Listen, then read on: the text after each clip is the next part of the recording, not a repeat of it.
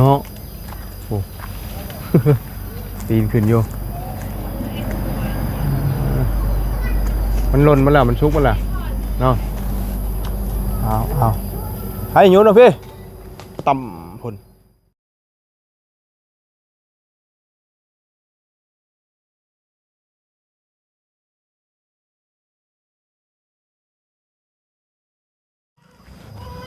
เอามามื้อนี้คือบ่เห็นบันไดพี่น้องเปลี่ยนทางบ่ไปทางใดพี่น้องเอ้ยเนาะดูบ่เห็นบันไดแล้วบันไดก็ได้อยู่ลุมพี่บัดนี้เนาะเป็นจังไดฮะน้องป๊อปปี้อยู่ไสโอ้อยู่พุ่นบ่เอ้าไปขึ้นยังต้นไม้นั่นขึ้นเอาง่วงโอ้ขึ้นได้บ่กำลังจะขึ้นมะม่วงเพิ่นว่าเนาะปอโตผู้น้องเอ้ยน้องป๊อปเอามาหลายๆเด้อฉัน เนาะว่าอยู่หาบันไดบ่เห็นเนาะแต่มันขึ้นก้นง่วงผู้พี่น้องเอ้ยชูงเอาบันไดมาไกลเอาเนาะแม่นบ่ล่ะสบายดีล่ะสบายดีให้ได้หลายเติบแล้วบ่โอ้พุ่นล้นเลยคือบุปิดเอารถผู้หนมม่วงชุกพี่น้องเลยหวานเจี๊ยบบาทนี่เนาะกินก่อน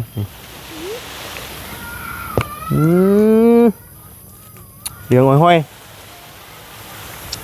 มันชุกมาแล้ว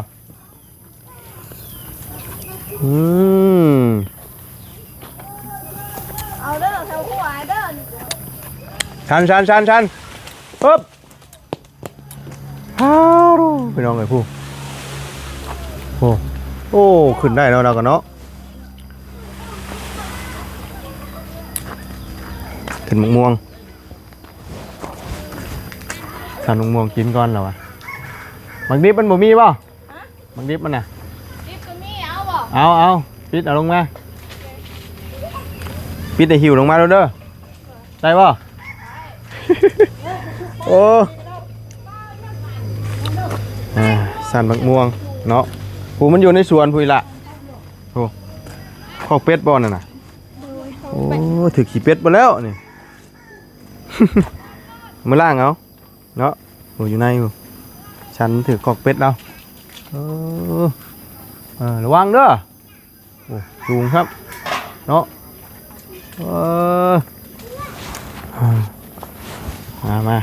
มาพ่อเป็นกำลังขึ้นม่วงพอดีพี่น้องเลยมาหลุดหากันไดแล้วโบเห็นเนาะกี่วันแล้วใหญ่ทางขึ้นเทเมนขึ้นชันมะม่วงกล้าขึ้นเจอได้พี่น้องเลยผู้หญิงบางคนไม่กล้าขึ้นได้นี่ได้ป่ะลงบ้าบันนี่เนาะโอ้ปีนขึ้นอยู่มันหล่นมาแล้วมันชุกมาแล้วเนาะเอาให้หยุดนะพี่ต่ำพุ่นพอแล้วลงมาลายอะไรนี่นะม่วงกระสอพี่น้องชุกยามม่วงชุกในยามนี่นะเนาะอันนี้เฮิมปรีแซ่บมาวันนี้มาลงมาแล้วบาทนี่เนาะโอ้ขึ้นชันก็บ่ได้กี่ว่าเปลี่ยนทางขึ้นได้กี่นี่นะหาคันใดบ่เห็นเนาะแต่แม่นมาอยู่พี่มาชันมะม่วงพี่จะไปลองบ่เฮ้ยเอาไปบาทนี่เนาะเอาคุมาใส่เล็ดรวงฮะเอาทุกอย่างก่อนแล้วก็สิล้างก่อนเลยคือบอกคุมาใส่รถแล้วล้างเลยไอ้กุก็เลยจะเสียมีคุบ่มีเลยดาวสิเอามาเถิงบ่คือบอกบันไดไปเนาะได้เลยเอาบันไดไปไว้เลยเนาะ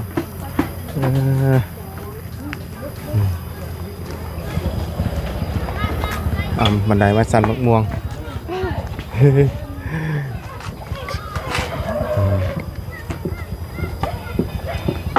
อ้าวบ้าน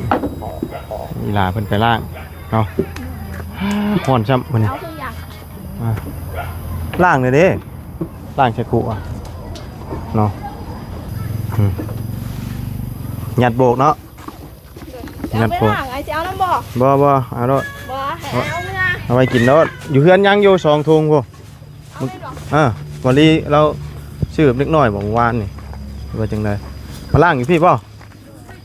เอาไปตัวติ๊บเอาบ่ บ่ยาดอก เอาไปแบบนี้เอาตัวติ๊บมากินเลย พอดีกระเทิน เฮ้ยได้กินตลอดวันก็ประมาณ2-3ต้ม เลย เจ็บเอาไว้ให้อ้าย ยาดอกยังมีอยู่เพื่อนนั่นคิดว่าเจ้าสิกินใช่หรอ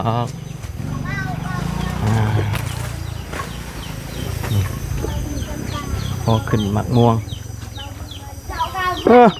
ไปเอิ้นชื่อคอยบ่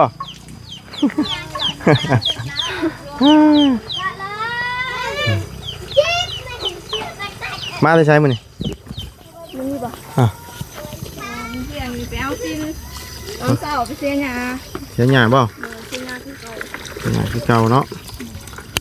หมดแล้ว มันยังทันซุก มันคือเป็นหมากดำๆมันคือไง มันยังเป็น เนาะมันเป็นซิวนะเนาะ มูน แสดงมันเป็นซิวล้างมือนะมันเหนียวกินนี่โอเคโอ้ยสมม่วงกระซอหอดงามันสุกเลยเบิดแล้วบัดนี้กินมันนี่เบิดเลย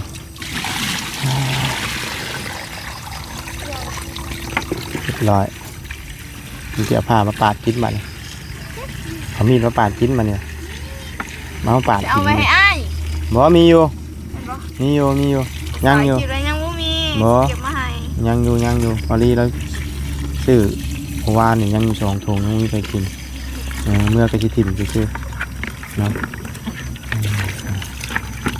ยัดโบกเคยบ่ยัดโบกยัดโบกมะม่วงบ่จักยัดโบกบ่เคยบ่ เฮ็ดแบบไหน เอามีดหั่นหัวมันน่ะแล้วก็เฮาก็ดึงได้มันออกแล้วก็เอาเข้าก่อนลงก็ยัดโบกยัดโบกมะม่วงอันนั้นน่ะ เอ้ย มะม่วงนี่มะม่วงยัดโบกเนาะกินบาดนี่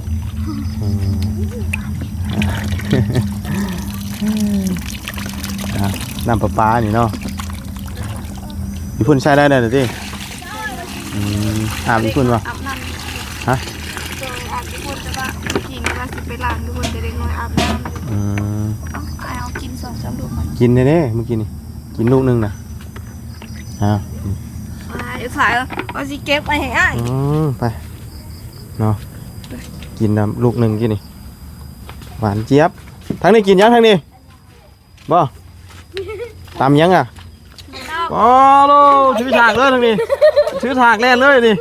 โอ้บ่ต้องใช้แชบนะนี่โอ้เดือดมากเลยนี่แพ้ตำเจ้าบ่ตำนี่เดือดมากเนาะ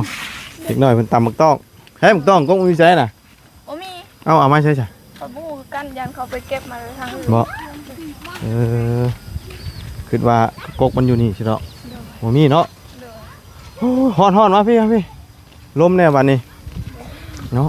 ให้คือบ่กินมะม่วง ว่ายากว่าสิเก็บให้อ้ายนะ เอาเนาะมาหรือบ่เห็นชื่อได้กินนี่นั่งอยู่เสานี่เป็นยังไงเนาะมันจังเย็นๆเลยพี่น้องเลยโอ้อากาศร้อนเนาะบัดช่วงนี้มาบัดรู้สึกว่าฝนสิตกเลยนี่ ด้วย คำมายันฝนตก ด้วย ตอนเป็นห้อนเดือดหาเสียงใหญ่คือเก่าเตี้ยบ่นี่ ด้วย ตอนแรกไม่ได้ไปวะ ไม่ได้ไป ตอนเช้า ด้วยตอนแรกนี่ไปหาเห็ดกล้วยคือเขา ฮะ หาเห็ดอยู่ในต้นกล้วยนั่นเด้ เฮ็ดหยัง เห็ดเพืองบ่ให้ขายหั่น เฮ็ นะ ดเฮ็ดต้นกล้วยเห็นบ่ ด้วย เฮ็ดเพืองคล้ายๆเฮ็ดเพืองเนาะ ด้วย แต่มันบ่แม่น เป็นเฮ็ดใบกล้วย โดยแม่นแล้ว ได้บ่ ได้ แต่ว่ากินไปแล้วจุอ้ายบ่กินมันบ่ มันเป็นคล้ายๆเฮ็ดเพื่องนี่บ่ พอดีทางข้อยถามเบา กินกะ เสียงบอกว่าบ่ฮู้จัก บ่ชวนหลายบ่เคยได้กิน แต่มันกินได้อยู่เนาะ โดยแซ่บกว่าเห็ดปวกอีก มันสินัวเห็ดปวกมันสิเป็นแบบรสชาติหวานๆนิดนึงอันนี้มันแบบมันนัวมันแซ่บ แบบเดียวกับเฮ็ดเพื่องเลยเหรอวะแกงบ่ล่ะ ไปแล้วคิดว่าจุอ้ายบ่กินเห็นกินก็สิหาให้อยู่ดอกมื้ออื่นเห็นเข็นมีน่ะสิจงไว้กินบ่ กินกันมาทั้งนี้กินเป็นกินได้ก็กินบ่เบื่อดิ บ่เบื่อ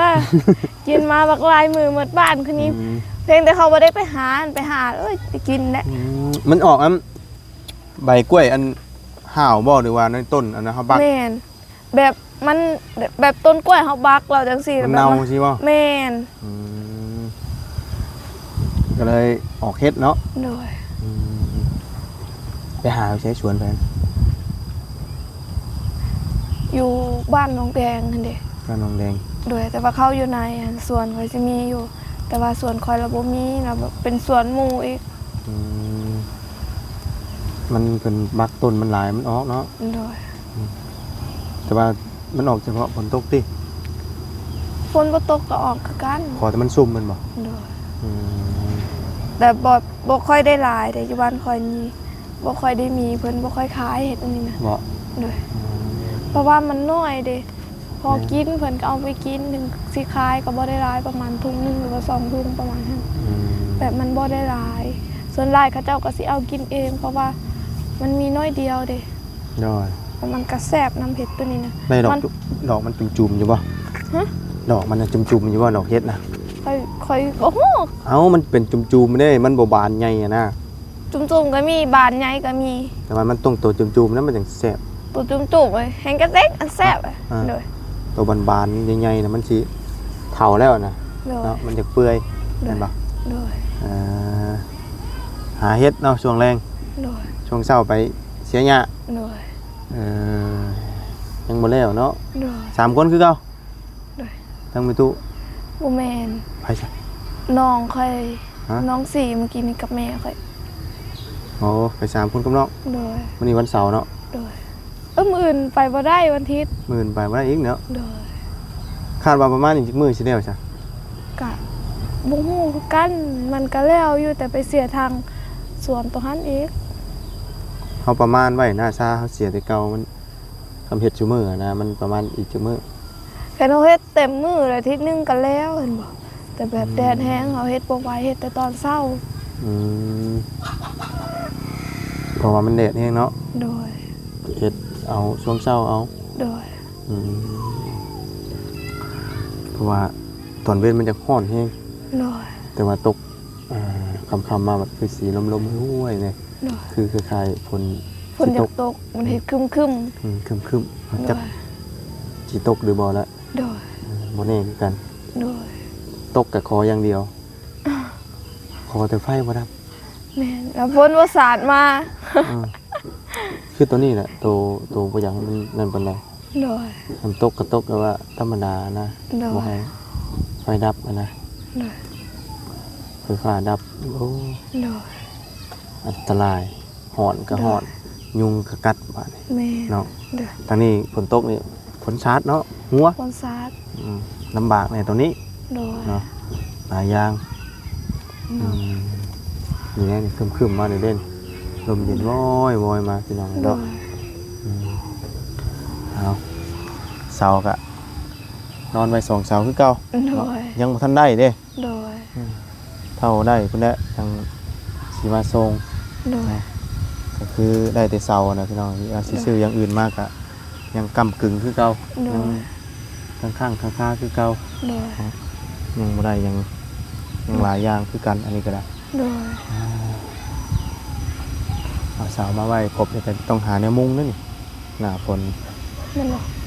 นี่มุงไว้นี่ปกไว้บ่ให้มัน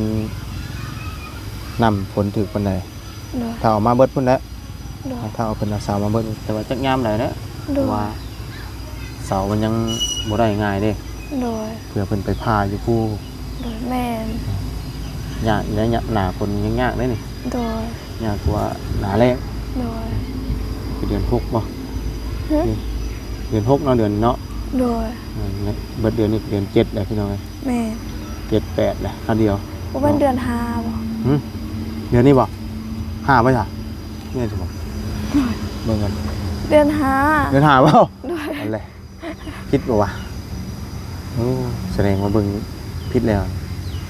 5ว่าติ ก็ค่อยบอกว่าบ่ฮู้คือกันบ่แม่นเดือน5บ่ ใช้เบิ่งก่อนเบิ่งปฏิทินก่อนลืมนะลืมเดือนมันแล้วบาดนี่ โดย เออ แม่นบ่ อืม ที่23 เดือนนี้เดือน5เนาะ โดย เบิดเดือน6เนาะ โดย โอ้ลงเดือนพี่น้องคิดว่าเบิดเดือนนี้เป็นเดือน7 โดย ว่าอยู่ คิดว่าเป็นเดือน7ได้ดิล่ะ โดย บ่แม่นเนาะ โด โอ้ ย ยหลงได้จังได๋ลืมนะพี่น้องเอ้ย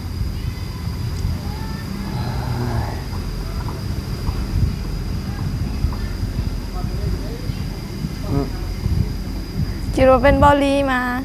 เรามาแล้วบ่ ยัง มื้อนี้แหละ โดย เรามาแต่บ้านนี่บ่ โดย อืมวันนี้เรามาเนาะ โดยมา วันนี้บ่บุญก็บ่ได้มาบ่ มา ได้เข้ามาอยู่บ่วันนี้ ฮะ ระบ่าวนี่ได้เข้ามาอยู่บ่ เขากินข้าวอยู่เด้ เออพูดเนาะ โดย ลืมเลย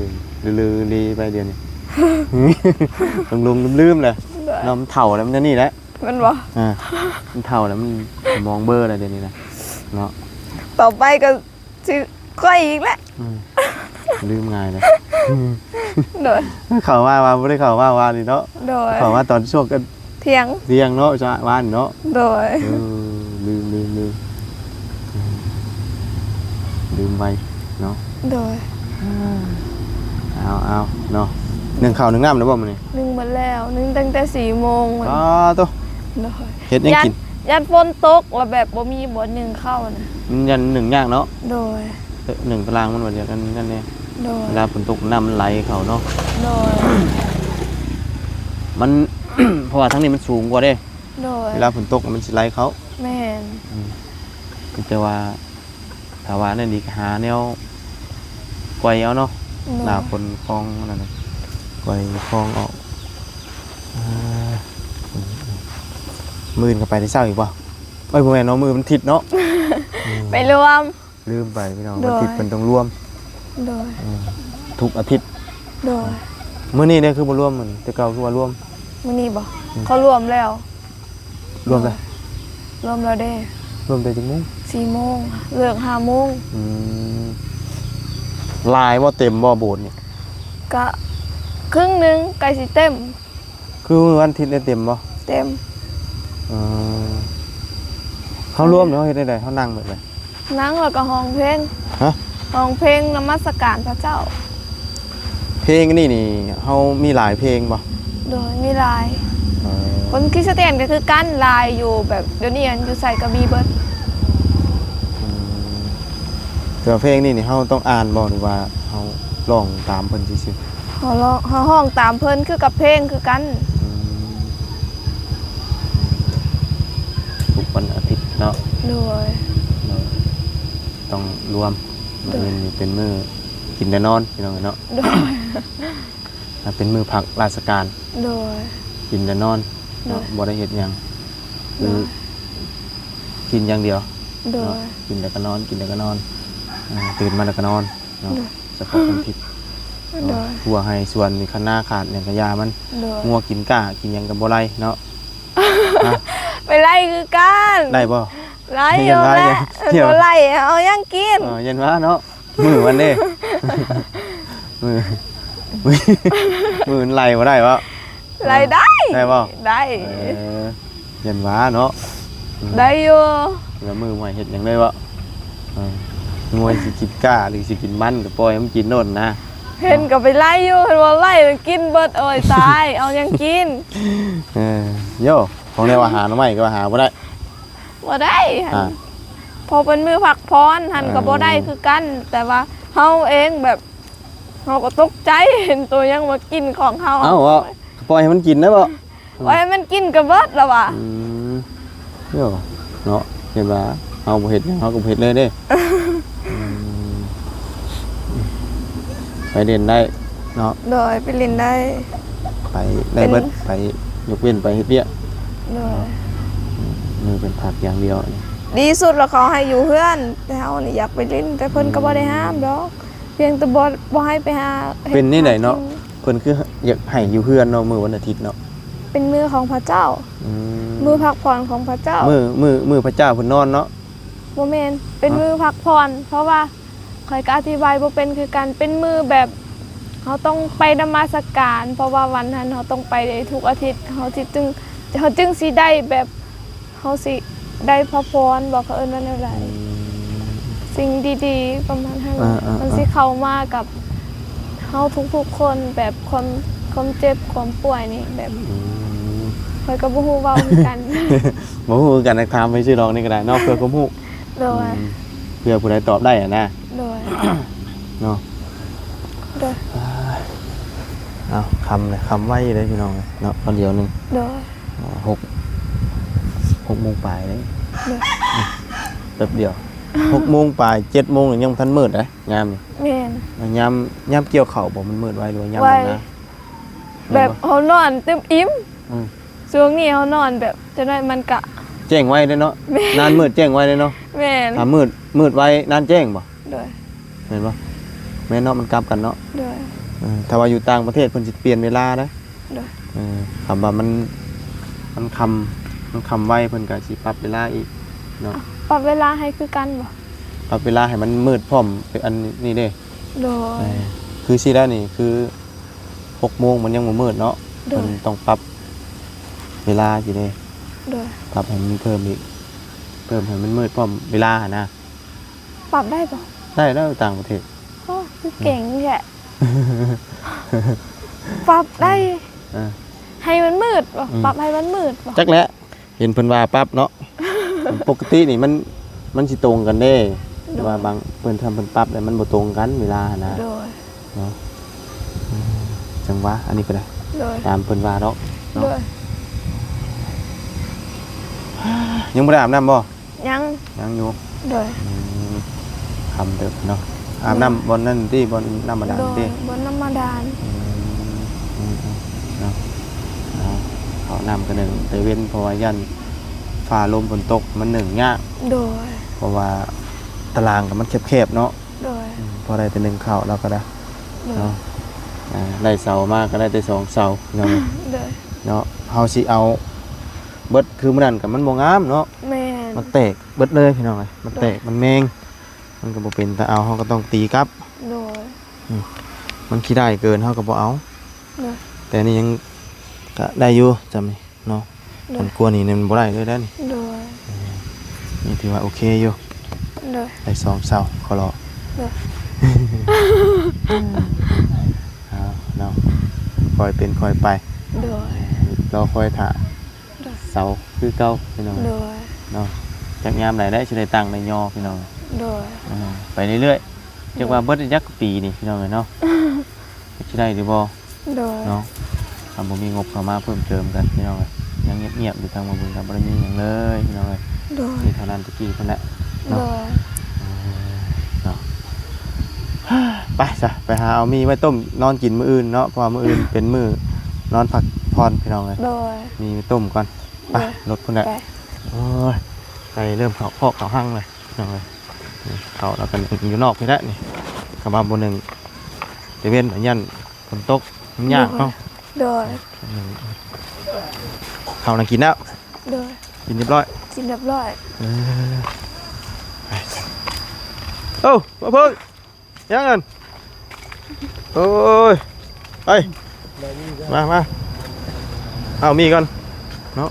ให้เราต้มอ๋อเฮือนหนังนี่ทาสีให้งามเนาะ โดย มันขึ้นอยู่แล้วบ่นี่ ยังอยู่แล้ว ฮะ อยู่แล้วแต่ยังแบบ